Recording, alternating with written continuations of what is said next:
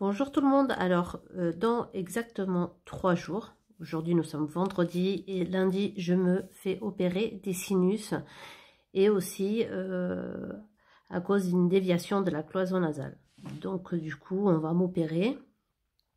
Et je sais, comme beaucoup de personnes, j'ai fait des recherches sur Internet pour savoir comment ça allait se passer, qu'est-ce qui allait m'arriver, qu'est-ce que j'allais ressentir, etc.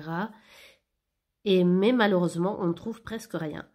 Et quasiment pas de témoignages, ou alors des témoignages complètement alarmants. Je crois que j'ai lu de tout. Et honnêtement, c'est stressant. Et du coup, on ne trouve pas vraiment de détails, comment ça se passe, même le quotidien des gens quand ils l'ont vécu et tout. Et donc, du coup, je me suis dit, vu que moi, je vais le faire et que moi-même, je n'ai pas réussi à trouver les réponses que je cherchais, que du coup, moi, j'allais faire des vidéos quotidiennes que j'allais poster sur YouTube en expliquant, sans rien cacher, ce qui se passe. Est-ce que j'ai mal, pas mal, comment est-ce que j'ai dormi, quelle position j'ai dû prendre, aussi les améliorations et tout. Et je pense que ça peut être une bonne idée. C'est vrai que ça va faire beaucoup de vidéos postées, mais au moins pour les personnes qui vont rechercher ce genre de renseignements, au moins vous pourrez voir étape par étape, autant nombre de jours et tout. Et puis je voulais aussi, par la suite aussi, par exemple au bout de quelques mois, comment je me sens, et tout ça. Et puis mais aussi expliquer au bout de combien de jours est-ce que j'ai retrouvé l'odorat, est-ce que j'arrive à respirer, tout ça, parce que quand je lis, des fois, il y en a, c'est au bout de plusieurs semaines, d'autres au bout de plusieurs mois, etc. Donc du coup, je sais pas trop à quoi me fier, ni quoi que ce soit. Donc je me dis, autant vivre ma propre expérience et raconter au jour le jour, un peu comme un journal de bord. Et je pense que ça peut aider toutes les personnes qui vont devoir subir ça ou qui ont envie mais ont peur.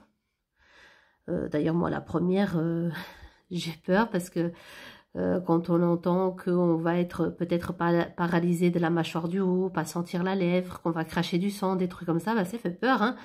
Moi, honnêtement, je me dis en plus qu'il faut dormir assis. Quand on se réveille en salle de réveil après l'opération, que apparemment on est oppressé, on a du fait qu'on a une intubation et tout. Donc du coup, c'est vrai que c'est tout plein de questions qu'on se pose, qu'on se dit, est-ce que c'est vraiment vrai? Est-ce qu'il y en a qui exagèrent un petit peu ou pas? Donc, parce qu'après, c'est vrai qu'il y en a qui supportent un peu plus la douleur que d'autres. Donc, et puis aussi, tout dépend de l'âge. Moi, par exemple, moi, j'ai 41 ans. Donc, après, je suis ni trop jeune, ni trop vieille. Donc, tout dépend. Après, c'est vrai que je suis de base une personne qui résiste quand même assez à la douleur. Je suis pas non plus douillette. Après, il faut voir, parce que quand ça touche le visage, et le nez, c'est sensible. Moi, ça m'est déjà arrivé en jouant avec mon fils de me ramasser des coups de tête. Eh ben, les larmes, elles coulaient toutes seules, hein. Donc, je pense que c'est différent pour le nez. Et comme c'est une partie sensible du visage, eh ben, voilà. Donc, tous ceux que ça intéresse, en fait, d'avoir un peu, entre guillemets, un journal de bord. Et donc, que vous voulez savoir ce qui se passe et tout ça. Donc, n'hésitez pas par la suite à regarder chacune de mes vidéos parce que je vais mettre au fur et à mesure, plus comme je vais être en convalescence à la maison, j'aurai le temps de tourner les vidéos pour raconter ce qui se passe. Et donc voilà, comme ça après je vous dirai honnêtement.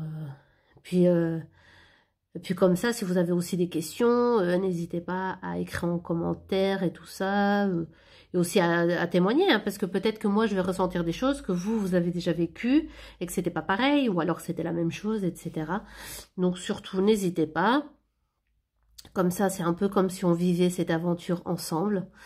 Donc voilà, donc ouais, je vais faire un petit peu mon petit journal de bord que je vais laisser comme ça sur YouTube. Et comme ça, si les gens, ils se posent des questions, eh ben, j'espère que je pourrai donner assez de réponses, en espérant que ce soit des bonnes réponses et des bonnes nouvelles et pas des mauvaises, hein.